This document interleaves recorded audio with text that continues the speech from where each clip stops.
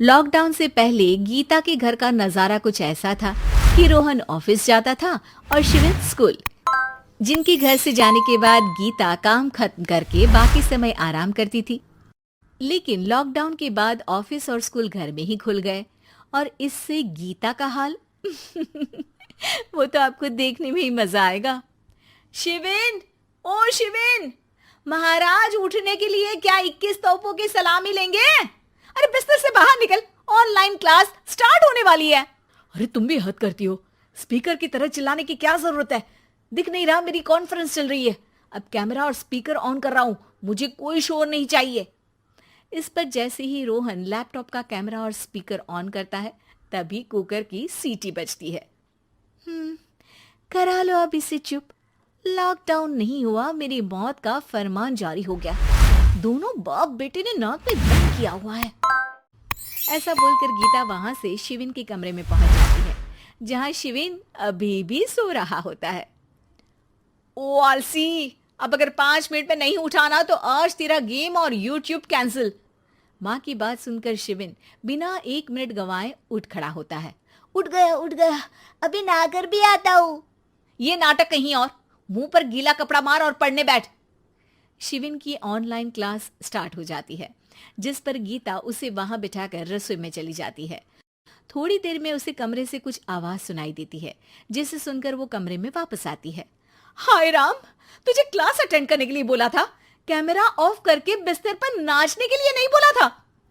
Mummy मुझे कुछ समझ नहीं आ रहा, आप बाद में पढ़ा देना ना, वैसे भी अटेंडेंस तो लगी गई है। हाँ हाँ बेटा, जरूर बन जा, तू अभी से हम सबका बाप बन जा। अरे नहीं मतलब कहाँ से लाते हो इतना दिमाग, और पढ़ाई करते हुए ये चला कहाँ जाता है? नाइस क्वेश्चन, दिमाग से पूछ कर बता दूंगा। शिविन की बातों से परेशान होकर गीता उसे मारने के लिए जैसे ही आगे बढ़ती है तभी वो कमरे से बाहर भाग जाता है। अब शिविन आगे आगे और गीता हाथ में चप्पल पकड़े उसके पीछे पीछे पूरे घर में दोनों घूम रहे होते हैं।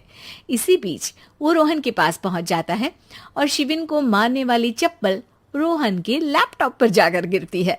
ओए माँ! मम्मी, अब पापा को चप्पल मार रही हो? वो आज तक के रिपोर्टर, चुपचाप जाकर क्लास अटेंड कर ले, नहीं तो अगली तेरे पीछे लगेगी। इस पर शिविन वहां से चला जाता है, जिसके बाद रोहन गीता से कहता है, इस सर्कस के लिए कुछ बोलना चाहोगी? अरे क्या करूं, जब से तुम दोनों घर में रहने लगे हो, घर अपने आप ही सर्कस बन गया है और मैं तुम्हारी नौकर। कभी बेटी को संभालो तो कभी बाप के नखरे उठाओ।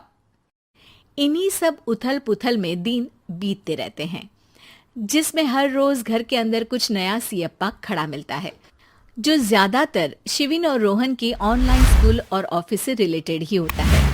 एक सुबह, शिविन चल उठ, आज की क्लास जल्दी है। कैमरा ऑफ करके आप अटेंड कर लो। अरे ऐसे छित्तर पड़ेंगे, दादी नानी सब एक साथ याद आ जाएंगी।